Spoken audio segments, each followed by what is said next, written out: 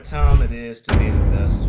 Now, we want to talk about this here. Oftentimes, people want to look rich, but not actually work towards being rich. I understand that because we're in a microwave society, and most people want it now versus putting the time in to work for it in itself. It's the main reasons why most people, if you look, they will have a Louis Vuitton bag and have $100 in it versus carrying around a plastic bag and having $5,000 into it. Because us in a society, especially with millennials, we have everything but don't own anything. What do I mean by that? So we will own a iPhone, right? Or we will have a iPhone, but we wouldn't necessarily own the actually Apple product in itself, which is the Apple stock. Where an Apple iPhone may cost us a little bit over $1,000, but the Apple stock price right about now is only $230 per share. And we know that with Fidelity that we can buy for any dollar amount in itself. That's the one thing that what we have to sacrifice and knowing the fact that we have to change our mindset instead of planning for the weekend, but we have to plan for generations to come. That's how the wealthy think. They think about 3 generations ahead. And for us, if we only thinking about the weekend, if we only think about the summer plans, if we only thinking about what we're going to do for the second half for 2024, then we limit ourselves and our mindset. We start thinking small and then small things happens. But when we start thinking big and we thinking bigger and further and beyond, that's where when things really start creating legacies for you, especially when it comes to finances in itself. I just remember back in COVID days when a lot of people was just buying toilet tissue and just trying to get by. And I just remember trying to take advantage of the opportunity that presented to itself when interest rates was down. And I thought it was the perfect time. And I went to my wife and said, hey, it's a perfect opportunity for us to buy a real estate investment property. And so that's what we did. We took advantage of the opportunity in itself. So now, guys, we're in a situation now where the wealthiest still continues to get wealthier because right about now, the stock market is at an all-time high. As of today, it hit 37 time all-time high this year. And we have people steadily buying lottery tickets. We have steadily people not being invested into the particular stock market in itself. The stock market is one of the biggest wealth building machines that's ever created, along with real estate. And today we have saw a record. And I just kind of want to show some information here with you so you can stay financially educated and involved. So how you don't necessarily make every dollar and trade time for it. You can start now actively or continuously start putting your money to work to where it can start making money for you. So we want it to multiply. And so let's just kind of share some details here with you when it comes to some good information that I want to share here with you guys today. Guys, today we had a historic moment. We saw the S&P 500. It hit a milestone today. It crossed over the milestone of 5,600 points market wise. Now, if you go here and you just kind of see the S&P 500 over the last year here, you will see here it started here and it's going all the way up right here. It's just going up and up and up. So it's a very important milestone here, which is very, very big in itself. So the S&P 500 is what we call the stock market, hit a all-time high today and crossed over 5,600 for the very first time ever. Then we go right here, we look further at the S&P 500. Now, we saw that it was up 1% for today, but if we go back and we look at the S&P 500 data all the way back from January of 2000 up until today. Now, when I scroll down here, it's going to show us every single month how the S&P has performed. So far in July, it's up 3%.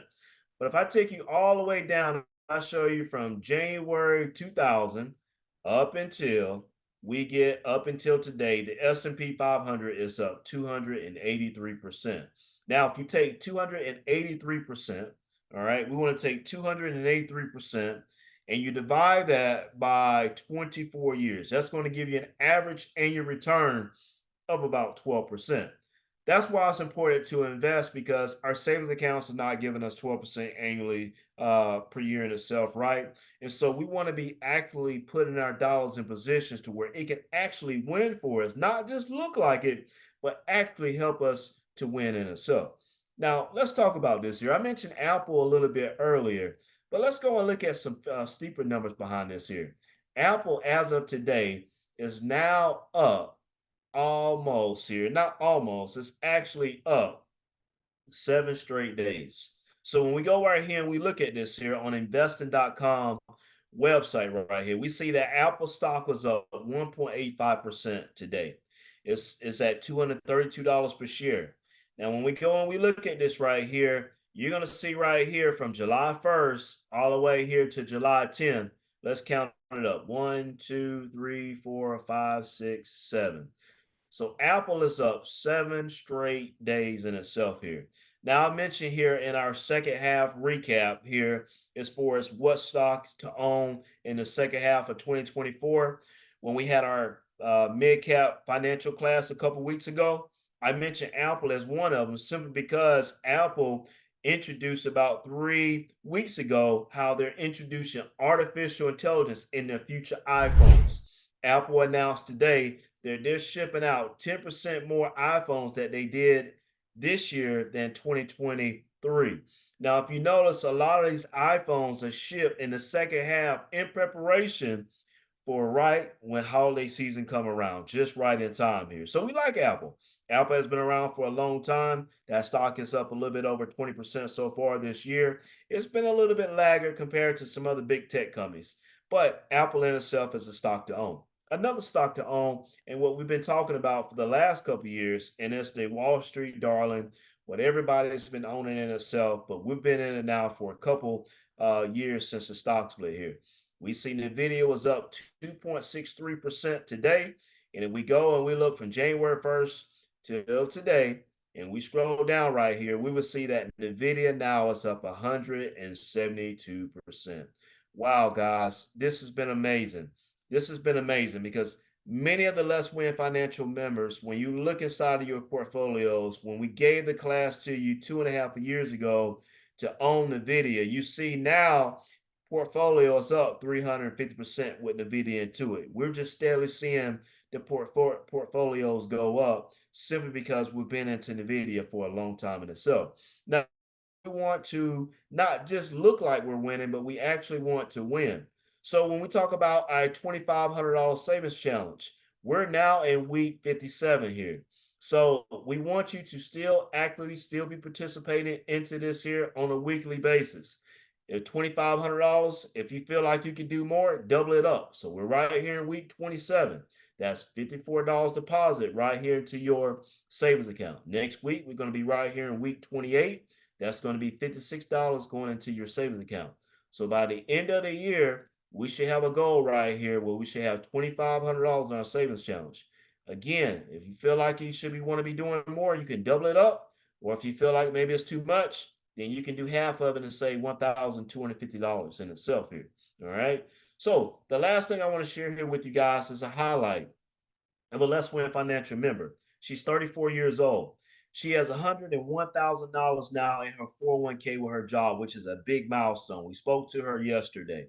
And so within this here, she's in the Metro DC area. She makes $118,000 a year, and she has 5% that she contributes towards her 401k. Her job contributes the other 5% for a total of 10% that's going towards her 401k. So we look at that, that's on an annual basis of about $11,800 out of the $118,000 annual salary that she has.